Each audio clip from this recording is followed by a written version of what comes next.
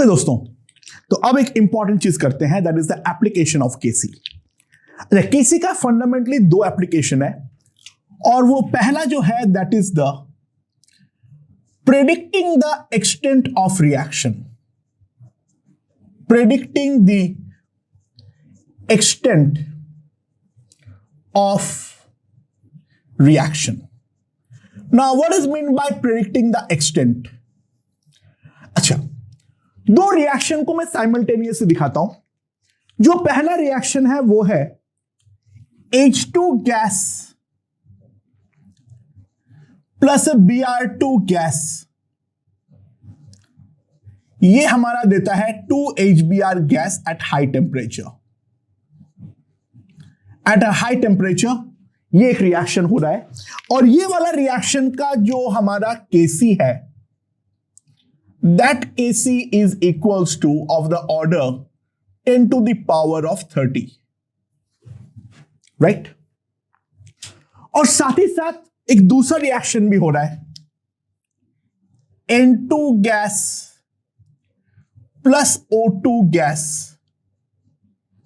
in equilibrium gives 2NO gas. इसका जो Kc है वो है 10 to the power -30। तो इन दोनों रिएक्शन को अगर मैं साथ पे देखूं तो ध्यान देना, Kc is extremely high. Kc जो है वो हमारा एक्सट्रीमली हाई वैल्यू है। That implies reaction practically goes to completion। Reaction जो है वो प्रैक्टिकली हमारा कंप्लीशन की तरफ भागता है, राइट? यानी यहां पर मेन फंडा ये है, जो अगर कोई ऐसा रिएक्शन है तो लिमिटिंग रिएजेंट का कॉन्सेप्ट लगाते हुए हमारा सिंपल सी बात है, रिएक्शन हम कंप्लीट मानेंगे। यानी मान लो 2 मोल H2 प्लस 1 मोल Br2 डाला तो ऑब्वियस सी बात है यहां पर हम ध्यान दे सकते हैं, क्योंकि एक H2 के साथ एक Br2 रिएक्ट करता है और मैं 2 मोल H2 डाला और 1 मोल Br2 डाला तो Br2 जो है वो मेरा है लिमिटिंग।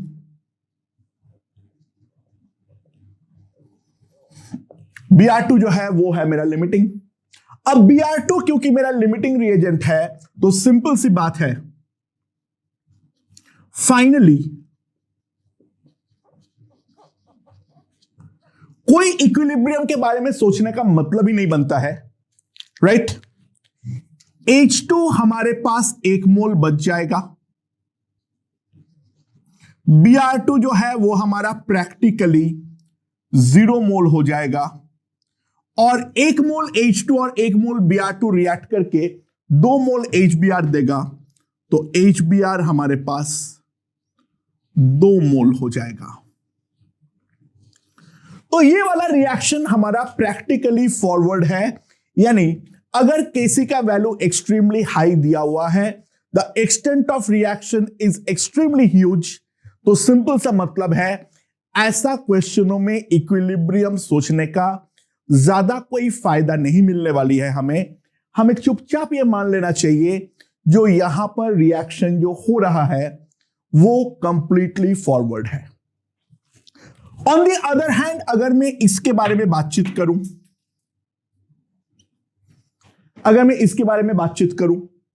तो इन दैट केस सिंपल सी बात है, ध्यान देना, Kc is extremely low.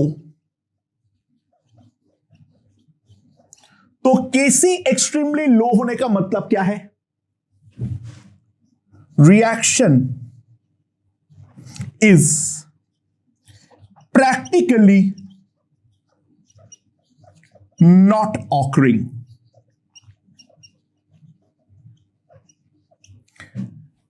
Practically ये रिएक्शन हो ही नहीं रहा है।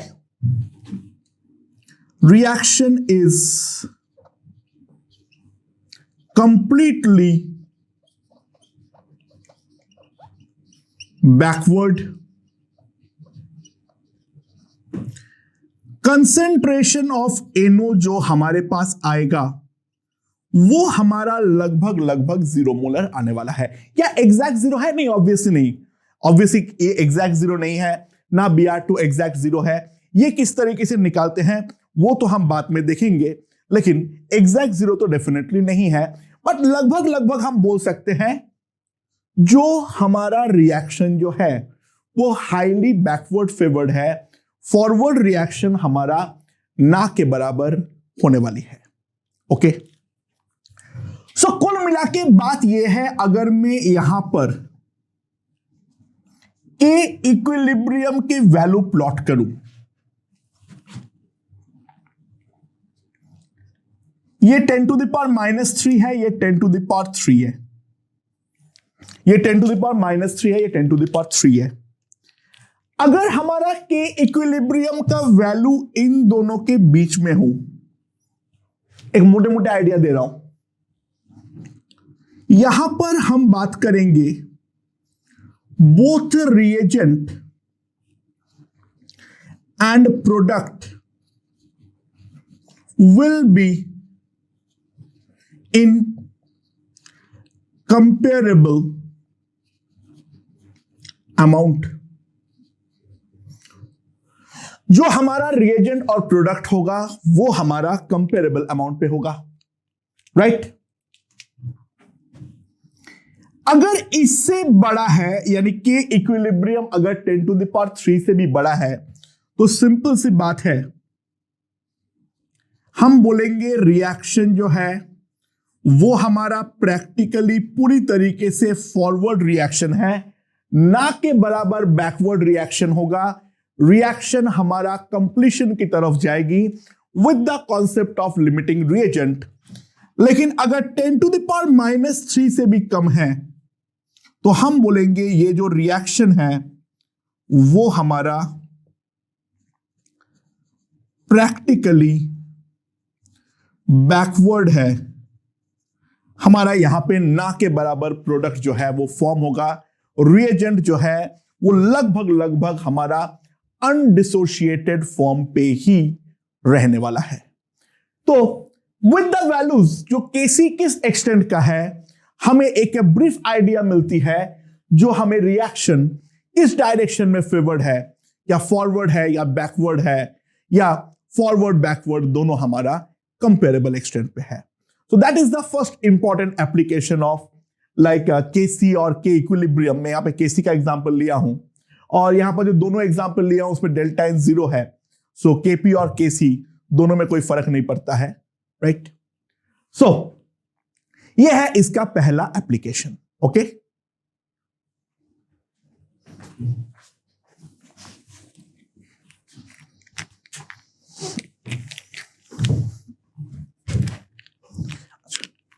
तो अब यहां पे एक इंपॉर्टेंट टर्म में डिफाइन करूंगा और वो टर्म है degree of dissociation alpha. Now, what is the meaning of degree of dissociation? What is meant by that? Alpha का बहुत सिंपल डेफिनेशन है, alpha is equals to number of moles reacted by number of moles taken. Alpha is equals to the number of moles reacted by number of moles taken. ठीक है, that's the simple definition of degree of dissociation, that is equals to alpha. अच्छा, so Kc very high अगर है तो in that case alpha जो है वो हम लगभग लगभग 1 मानेंगे, यानी रिएक्शन जो है नॉन लिमिटिंग केस के लिए बात कर रहा हूं, लिमिटिंग के तो ठीक है हम संभाल लेंगे, बाकी नॉन लिमिटिंग केस के बारे में बात कर रहा हूं। कोई अगर लिमिटिंग रिएजेंट नहीं है तो केसी अगर वेरी हाई है तो जितना मोल लूंगा उतना पूरा का पूरा मेरा रिएक्ट कर जाएगा, तो अल्फा का वैल्यू लगभग लगभग हमारा 1 आएगा। And on the other hand अगर हमारा केसी वेरी लो है तो अल्फा लगभग लगभग 0 है, तो हम 1 माइनस अल्फा को लगभग 1 मानने वाले हैं।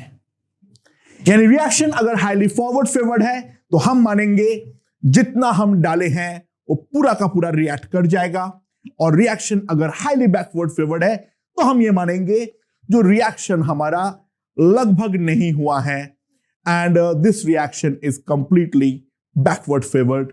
सो that is the concept of degree of dissociation. ठीक है, तो ये पर मोल के टर्म्स में बात होती है। तो इसका मेन फायदा जो है, देखो कोई भी रिएक्शन ज्यादा हो रहा है या कम हो रहा है वो डिसाइड करते हैं हम इन टर्म्स ऑफ अल्फा। यानी alpha high means alpha high, that simply implies extent of reaction high है, और अल्फा लो मतलब एक्सटेंट ऑफ रिएक्शन भी हमारा लो है।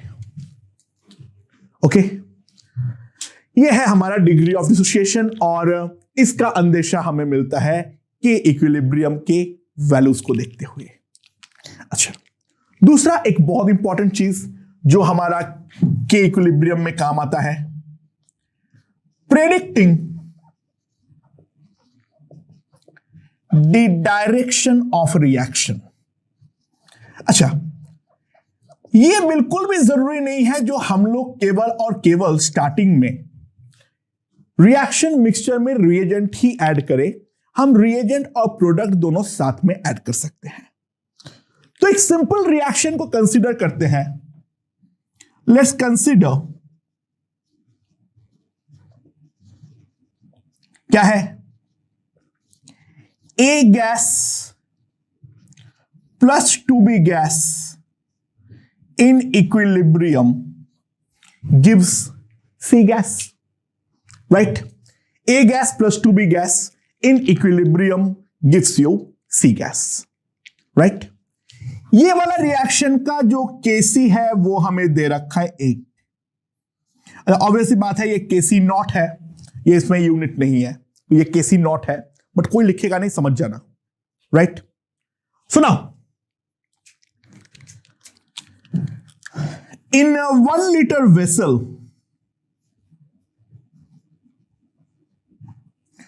2 moles of A, 2 moles of A, 3 moles of B, and 4 moles of C are added. In 1 liter vessel, 2 moles of A, 3 moles of B, and 4 moles of C are added. So calculate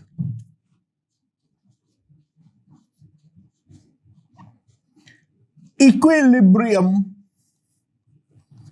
calculate the initial direction of reaction. Initially हमारा जो reaction है वो किस direction के along जाने वाला है, यानी क्या वो फॉरवर्ड जाएगा, क्या वो बैकवर्ड जाएगा, किस डायरेक्शन के अलोंग ये मूव करेगा, वो हमें प्रेडिक्ट करने की जरूरत है। सो कैसे करेंगे? ये प्रेडिक्शन के लिए हम एक नया टर्म डिफाइन करेंगे, that is the reaction quotient.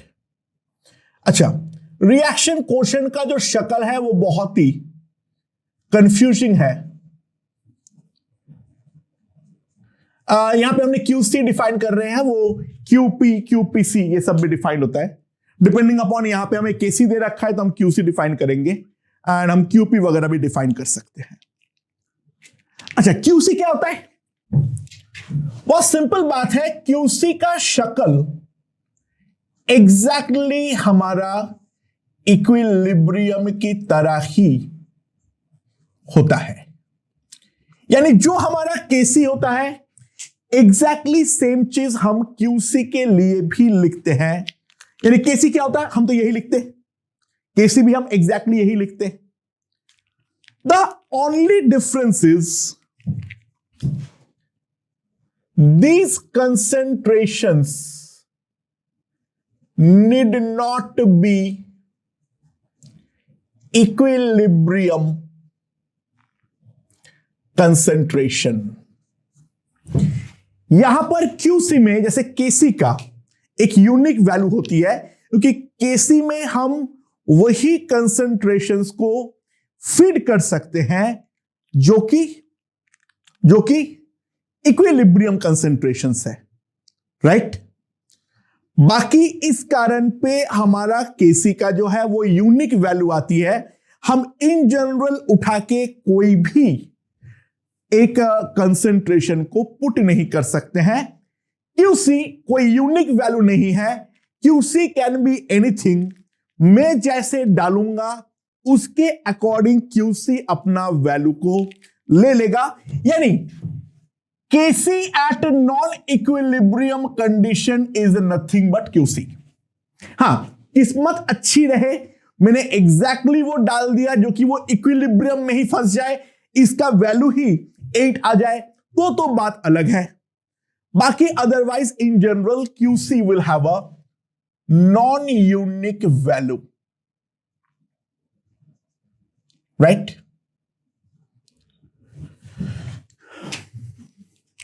अच्छा, तो यहां पर क्यूसी का वैल्यू कितना आएगा। अच्छा, मैंने वॉल्यूम 1 लीटर लिया हूं तो जो नंबर ऑफ मोल्स है वही मेरा कंसंट्रेशन भी है। तो यहां पर अगर मैं देखूं क्यूसी का वैल्यू जो होगा that will be 4 into 2 into 3 square, that is equals to 2/9, जो कि हम साफ साफ देख सकते हैं दैट इज लेस देन 8, और 8 जो है वो केसी है। अच्छा, तो क्यूसी अगर हमारा केसी से छोटा है, if QC is a less than KC हो, व्हाट डज इट इंप्लाई। देखो, हमें अल्टीमेटली तो केसी पर पहुंचना है, अल्टीमेटली तो हमें केसी तक पहुंचना है। तो अल्टीमेटली अगर हमें केसी तक पहुंचना है तो दोस्तों ध्यान दो, क्या है, हमें क्यूसी को बढ़ाना पड़ेगा अगले इंस्टेंट पे। तो डेफिनेटली हमें न्यूमरेटर को बढ़ाना पड़ेगा और डिनोमिनेटर को कम करना पड़ेगा। यानी ए और बी हमारा कंज्यूम होना चाहिए और सी हमारा पैदा होना चाहिए, तभी तो मेरा न्यूमरेटर बढ़ेगा और डिनोमिनेटर कम होंगे। यानी क्यूसी अगर केसी से छोटा है तो सिंपल सी बात है, जो रिएक्शन होगा वो होगा हमारा forward reaction. On the other hand, if QC मेरा केसी से बड़ा हो, क्यूसी अगर हमारा केसी से बड़ा है, राइट, तो इन दैट केस हमें न्यूमरेटर को अब कम करना पड़ेगा और डिनोमिनेटर को बढ़ाना पड़ेगा। यानी कंसंट्रेशन ऑफ सी कम होनी चाहिए, कंसंट्रेशन ऑफ ए और बी बढ़नी चाहिए, तो रिएक्शन डेफिनेटली मेरा बैकवर्ड शिफ्ट करना चाहिए। So it will be a backward reaction, यानी रिएक्शन जो होगा वो यहां पे बैकवर्ड होगा। एंड सिमिलरली किस्मत अगर अच्छी हो, क्यूसी अगर केसी के इक्वल हो जाए तो equilibrium, so no further reaction. तो जो गिवन क्वेश्चन था वहां पर केसी का वैल्यू जो था वो 8 था और क्यूसी का वैल्यू हमारा 2/9 है, जो कि डेफिनेटली हमारा क्या होगा, डेफिनेटली हमारा क्या होगा, हमारा QC KC से छोटा है, so reaction will go to the forward direction. So calculate the initial direction of reaction. हमारा आंसर सिंपली आ जाएगा, the reaction is going to be a forward one. ठीक है? अच्छा, रिएक्शन कब तक होगा? देखो, जैसे जैसे रिएक्शन होगा QC मेरे बदलते रहेंगे। रिएक्शन तब तक होता रहेगा जब तक ना QC KC के इक्वल हो जाए, यानी reaction will proceed, reaction will proceed till QC becomes equal to KC. Reaction will proceed till QC becomes equal to KC. ठीक है? And a similar logic can be given for similar logic can be given for